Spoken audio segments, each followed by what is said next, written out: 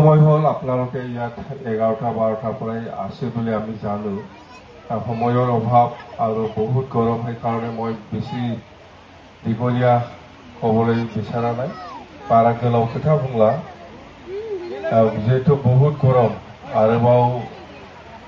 আকৌ আপোনালোকে মোক যেহেতু প্ৰাইমাৰীত লগ পাব প্ৰাইমাৰী যেতিয়া যাব প্ৰাইমাৰীयाव जेब्ला थांगोन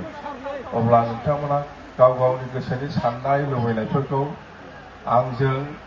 थोंजोङै रायलायनायनि सुबिदाखौ मोनगोन आरो आं बेखौ होगोन प्राइमारी लेखे মই যাম প্ৰাইমাৰীত যেতিয়া যাব তেতিয়া হলে আপোনালোকৰ মনৰ কথা মনৰ কি ভাবিছে কি আঘাত পাইছে বা কি